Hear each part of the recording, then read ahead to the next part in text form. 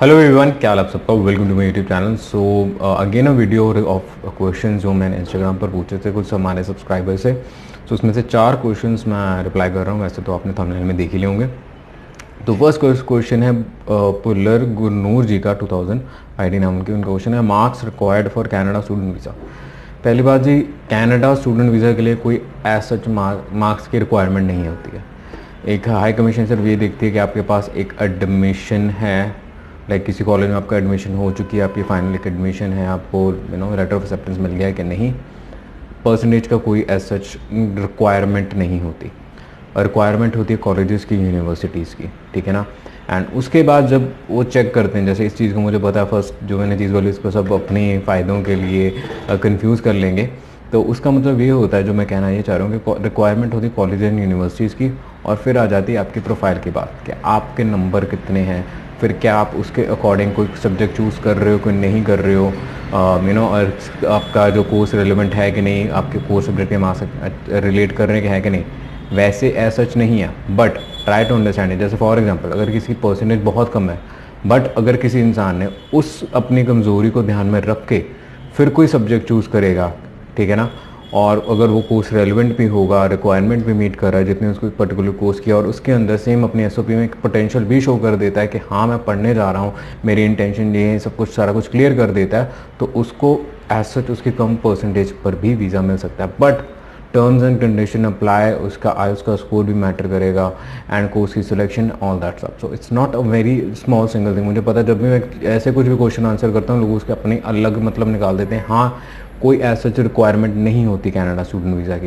Requirement colleges and universities की होती है, और उसमें भी वीज़ा आने के चांसेस तभी ज़्यादा होंगे जब आप एक कोर्स की सिलेक्शन सही करते हो, अपने कमज़ोरियों को ध्यान में रख के फिर कर रहे हो। फॉर एग्जांपल, अगर किसी सब्जेक्ट जैसे अकाउंट्स में किसी बच्चे के, फॉर एग्जांपल अकाउंट्स में नंबर कम है, और आगे जी आपने अकाउंट का ही कोई कोर्स ले लिया, पहले आपके 33 मार्क्स है पहले, फिर आपने अकाउंट का रिलेटेड कोई कोर्स ले लिया, तो जाहिर सी बात है चाहे आपने जिस जगह पर अप्लाई किया उसकी रिक्वायरमेंट आप मीट कर चुके हो, बट परसेंटेज कम है, तो यार इट्स क्वाइट ऑब्वियस कि आपको रिफ्यूज़ होने के चांसेस बढ़ जाएंगे। तो I hope you get my point, ठीक है ना।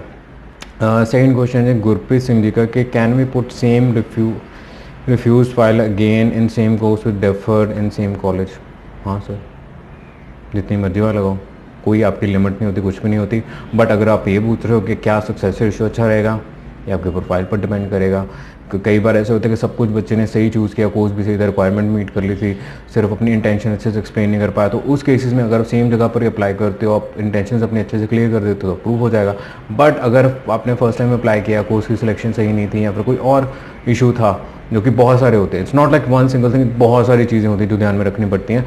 अगर सही नहीं था तो जाहिर सी बात है, चाहे आप दोबारा अप्लाई करो सेम कोर्स में, सेम को चाहे डेफर करके, रिफ्यूज़ फिर हो जाएगा। But try to understand first the reason of your refusal, समझ के देखो उसकी। अगर आपको लगता है कि हाँ सही है, बस आपकी इंटेंशन अच्छे से नहीं एक्सप्लेन तो फिर हाँ बिल्कुल अपनी एसओपी कवरिंग लेटर में आप रीज़न अच्छा मेंशन करोगे तो अप्रूव हो जाएगा। हमारा भी बहुत बार है, और भी बहुत सारे लोगों में बहुत बार हुए हैं। इनका सर करना, इनका मुझे नाम नहीं थोड़ा समझ आ रहा है, बट आपने देख लिया होगा।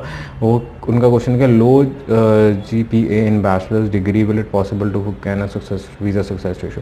वैसे फर्स्ट क्वेश्चन के साथ ही रिलेट कर रहा है कि हाँ मिल सकता है, अगर आपकी बैचलर्स में नंबर कम है तो मिल सकता है visa. It's not so difficult, but again आपकी कोर्स की सिलेक्शन मैटर करती है कि क्या आपने उस चीज़ को ध्यान में रखे कर, आपका आईएलटीएस का स्कोर मैटर करता है, आपकी फ्यूचर एक्सप्लेनेशन मैटर करती है। अगर आप इन सब चीज़ों को ध्यान में रख के फिर अप्लाई करते हो तो जी हाँ वीज़ा मिल सकता है। बट अगर आप रैंडमली अप्लाई कर रहे हो, जहाँ पर भी मुझे एडमिशन मिल जाए, मुझे एजेंट ने ये कह दिया, मेरे दोस्त ने मुझे ये कह दिया, यार ऑब्वियसली यार अगर कोई चीज़ सही नहीं होगी तो रिजेक्ट होगा। इसको अच्छी नहीं लोगे तो जाहिर सी बात है रिजेक्ट होगा। तो try to understand the basic of everything.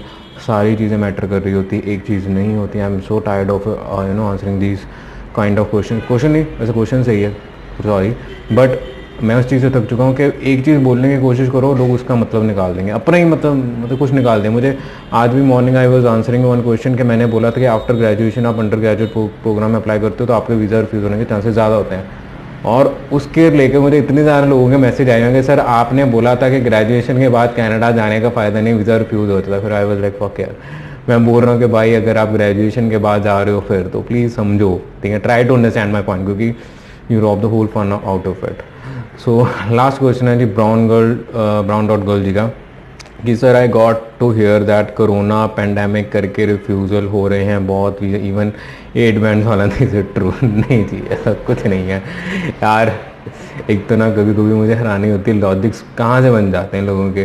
पहले जब ये चीज़ शुरू होनी थी, like I have posted this, ठीक है ना, चाहे मेरा आप इंस्टाग्राम पे प्रोफाइल के में जाके ना चेक कर लो, मैंने ये जब अफवाह शुरू हुई थी ना कि अब तो पेंडेमिक है, अब तो वीज़ा सारे अप्रूव होंगे, एआईपी आएंगे, तब भी मैंने बोला था कि इसका पेंडेमिक का ना वीज़ा अप्रूव होने पर इफेक्ट होगा ना वीज़ा रिजेक्ट होने पर इफेक्ट होगा, रिजल्ट हमेशा आपके प्रोफाइल के अकॉर्डिंग आएगा।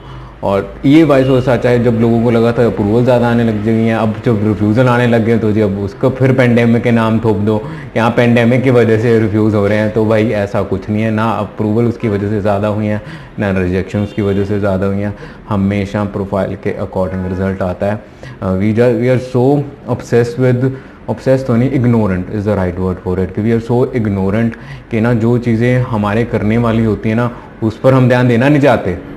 पेंडेमिक, एक में 5.5, दो में 5.5, नॉन एसजीएस में लगाओगे तो अप्रूव नहीं होगा, एसजीएस में लगाओगे तो अप्रूव होगा, एंड ऑल दैट। नहीं प्रोविंस, इस प्रोविंस में जाओ तो वीज़ा अप्रूव होगा, इसमें नहीं जाओगे तो रिजेक्ट होगा, एंड ऑल दैट स्टफ। इसमें इतने ज़्यादा हम ऑब्सेस्ड हैं इन चीज़ों से, और असली चीज़ उसको लेकर हम इग्नोरेंट हुए पड़े हैं। तो बेसिक फंडा, आप मेरी कोई भी वीडियो देखो, कोई भी क्वेश्चन पूछो, मैंने आपको घूम घुमा के सिर्फ यही बात बोलनी है, टू बी ऑनेस्ट, कि आपके ओवरऑल अच्छा अगर वीज़ा चाहिए हो किसी को भी, ठीक है ना, मॉरल ऑफ द स्टोरी यही निकलेगी, हर वीडियो को देख लेना।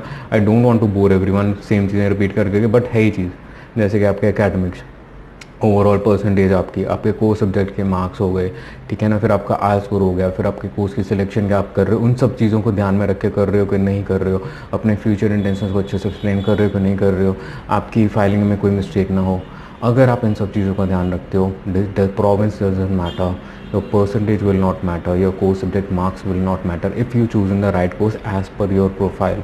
कहते हो ना पंजाबी में कहावत है कि जितनी चादर उतने पैर पसारो, अपनी औकात को याद में रख के फिर करो। यहाँ पर हम अपनी औकात नहीं याद रखते और एवं ही बस कुछ भी कर देते हैं, तो फिर गलतियाँ होती हैं। बट एनीवेज आई होप कुछ लोगों को तो मेरा पॉइंट समझ में आया हो, ताकि वो कन्फ्यूजन ना करेंगे। बट फिर भी कुछ होते रहेंगे जो कुछ ना कुछ बोलते रहेंगे, उनको इग्नोर करते हैं अब के लिए। एंड बट जो समझ रहे हैं, थैंक यू सो मच।